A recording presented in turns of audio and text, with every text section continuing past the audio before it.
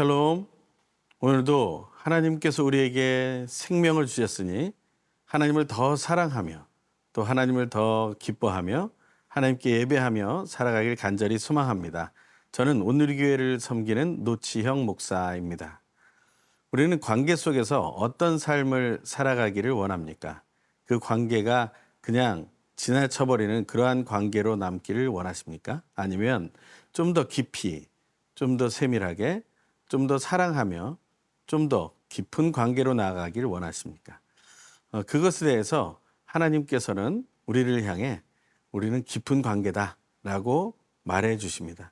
하나님을 향해 우리가 어떠한 태도를 보여야 하는지 오늘 말씀을 통해 함께 나누기 원합니다. 오늘 주신 하나님의 말씀은 로마서 7장 1절에서 6절입니다. 하나님께서 우리에게 주시는 말씀을 함께 듣겠습니다. 로마서 7장 1절에서 6절 말씀입니다.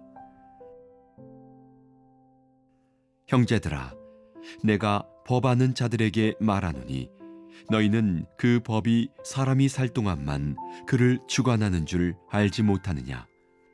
남편이 있는 여인이 그 남편 생전에는 법으로 그에게 매임받되나 만일 그 남편이 죽으면 남편의 법에서 벗어나느니라. 그러므로 만일 그 남편 생전에 다른 남자에게 가면 음녀라. 그러나 만일 남편이 죽으면 그 법에서 자유롭게 되나니 다른 남자에게 갈지라도 음녀가 되지 아니하느니라. 그러므로 내 형제들아, 너희도 그리스도의 몸으로 말미암아 율법에 대하여 죽임을 당하였으니 이는 다르니 곧 죽은 자 가운데서 살아나신 이에게 가서 우리가 하나님을 위하여 열매를 맺게 하려 함이라. 우리가 육신에 있을 때는 율법으로 말미암는 죄의 정욕이 우리 지체 중에 역사하여 우리로 사망을 위하여 열매를 맺게 하였더니 이제는 우리가 얽매였던 것에 대하여 죽었으므로 율법에서 벗어났으니 이러므로 우리가 영의 새로운 것으로 섬길 것이요 율법 조문의 묵은 것으로 아니할지니라. 사도 바울은 우리 모두가 하나님을 알만하다라고 얘기하고 있습니다. 로마서 1장부터 하나님께서는 우리 속에 하나님을 알만한 것들을 넣어주셨다고 말씀하신 것을 기억합니다.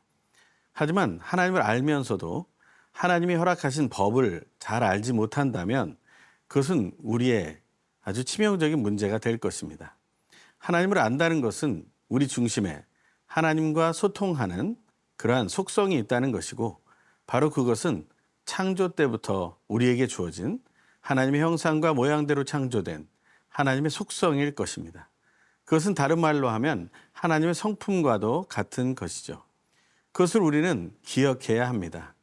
하나님은 우리에게 하나님을 알만한 것들을 남겨놓으셨고 그것을 사용하기를 원하십니다. 오늘 본문에서 1절은 이렇게 얘기합니다. 형제들아, 내가 법 아는 자들에게 말하노니 너희는 그 법이 사람이 살 동안만 그를 주관하는 줄 알지 못하느냐. 법을 아는 자라는 것은 바로 하나님을 아는 것과 같은 것을 의미하고 하나님의 뜻을 아는 것과도 통하는 이야기임을 기억해야 합니다. 그냥 이것은 세상의 법을 말하는 것이 아닙니다. 단순한 상식을 말하는 것도 아닙니다. 하지만 이것이 아주 거창한 율법을 말하는 것도 아닙니다. 우리 모두가 하나님을 우리가 잘 알건 잘 알지 못하건 간에 알 수 있는 것들이다라는 거죠. 하지만 그 법은 살아있는 사람에게만 효력이 있는 것이라고 말하고 있는 것입니다. 그것에 대해 비유를 들어서 바울은 계속해서 설명합니다. 2절과 3절입니다. 남편이 있는 여인이 그 남편 생전에는 법으로 그에게 매임바 되나 만일 그 남편이 죽으면 남편의 법에서 벗어나느니라. 그러므로 만일 그 남편 생전에 다른 남자에게 가면 음녀라. 그러나 만일 남편이 죽으면 그 법에서 자유롭게 되나니 다른 남자에게 갈지라도 음녀가 되지 아니하느니라. 남편과 아내는 계약관계로 성립된 관계입니다. 서로 사랑하기 위해서 사랑의 언약을 하고 사랑의 언약 속에서 하나됨을 누리게 되었다라는 것이죠. 특별히 이스라엘의 관점에서 볼 때, 또 예수님의 시대의 관점에서 볼 때 바로 남편은 아내의 머리와도 같은 존재임을 우리는 알고 있습니다. 바로 그 남편이 중심이 되고 리더가 된다는 것이죠.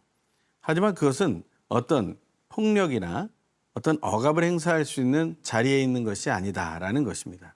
하지만 남편이라는 주인의 그 모습이 있기 때문에 그 아내된 자로서 자기 마음대로 함부로 행할 수는 없다라는 것입니다.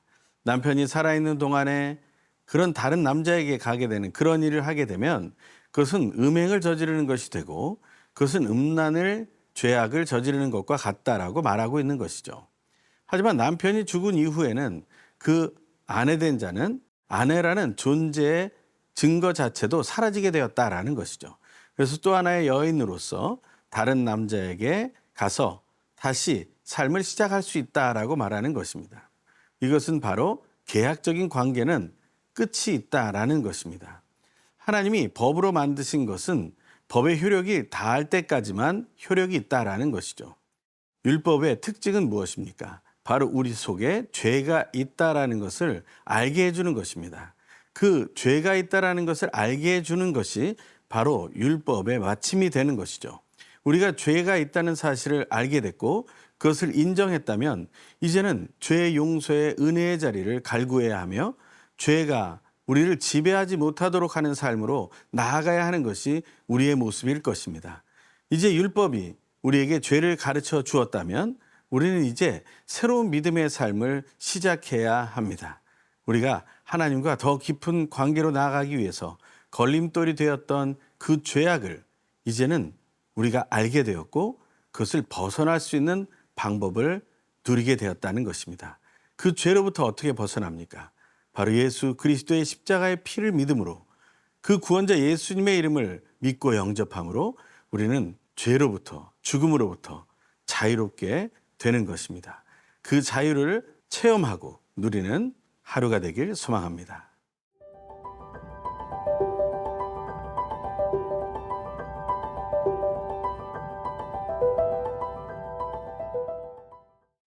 이제 우리가 율법을 통해서 죄가 나에게 있음을 깨닫고 그것을 인정했다면 우리는 돌이켜 하나님이 원하시는 그 길로 가야 할 것입니다. 그것에 대해서 사도 바울은 4절에 이렇게 말하고 있습니다. 그러므로 내 형제들아 너희도 그리스도의 몸으로 말미암아 율법에 대하여 죽임을 당하였으니 이는 다르니 곧 죽은 자 가운데서 살아나신 이에게 가서 우리가 하나님을 위하여 열매를 맺게 하려 함이라. 우리가 예수 그리스도와 함께 더 친밀해지고 가까워져서 이제는 하나님을 향한 열매를 맺는 삶까지 나아갈 수 있게 되었다라고 말하는 것입니다. 하지만 그 삶 속에는 여러 가지 미혹이 있을 수 있습니다. 사탄은 우리를 다시 죄의 도구로 또 불의의 병기로 돌아가게 만들고자 한다는 것이죠. 실제로 그런 일들이 우리 삶 속에 있고 다시 돌아가는 모습들이 우리 속에 있는 것을 보게 됩니다. 이에 대해서 사도 바울은 갈라디아 교회에 편지 쓸 때 이렇게 말하고 있습니다. 갈라디아서 4장 8절과 9절입니다.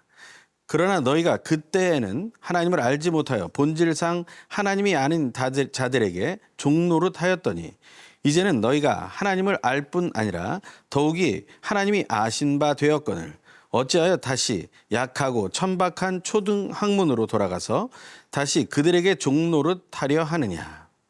사탄은 계속해서 다시 죄의 자리로 돌아오라고 미혹한다는 것입니다. 하지만 지금은 상황이 바뀌었습니다. 율법을 통하여 내가 죄인임을 깨달았고 우리가 하나님을 알게 되었으며 하나님께서도 우리를 아신 바 되었다라고 이제는 일방적인 알미 아니라 상호 간의 아는 관계로까지 발전했다고 더욱더 친밀한 모습으로 변화되었다라고 말하고 있는 것이죠. 그러한 것을 우리는 기억하고 우리의 삶을 누려나가야 합니다. 계속해서 이런 미혹이 우리에게 오겠지만 이것을 우리가 받아들이지 않고 우리가 그것을 넘어서며 새로운 삶을 누려야 한다는 것입니다. 5절과 6절의 말씀입니다.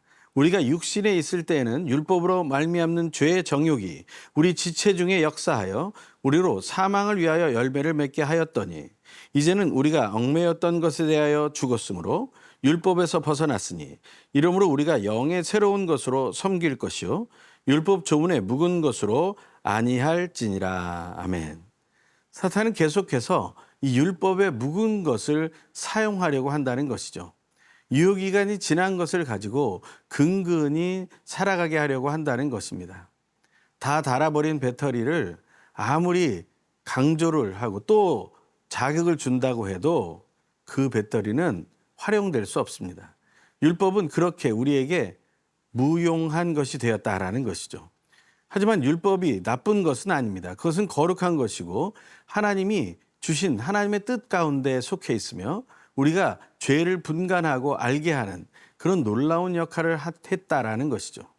하지만 그 속에서 우리가 다시 한번 기억할 것은 하나님의 영이 우리를 지배할 수 있도록 우리 자신을 내어 맡겨야 한다는 것을 말하고 있다는 것입니다. 사도 바울은 갈라디아서 5장 13절에서 이렇게 말합니다. 형제들아 너희가 자유를 위하여 부르심을 입었으나 그러나 그 자유로 육체의 기회를 삼지 말고 오직 사랑으로 서로 종노릇 하라. 아멘. 우리에게 주신 이 계명은 사탄은 계속해서 우리가 이 자유를 가지고 허탄한 일을 하게 하려고 하지만 우리는 서로에게 종노릇하는 모습으로 다시 돌아오라는 것입니다. 예수님께서 잡히시기 전날 식사를 마치신 후에 그 허리에 수건을 두르고 물을 가져다가 제자들의 발을 씻겨 주셨죠. 그리고 나서 뭐라고 말씀하십니까? 너희도 서로의 발을 씻어 주어라. 우리는 그 삶을 살아가는 것입니다. 서로에게 종노릇하는 이 선한 삶을 우리는 살아가야 한다는 것이죠. 그런 믿음의 고백이 우리의 삶 속에서 하나님을 기쁘시게 하는 열매로 드러나길 간절히 소망합니다.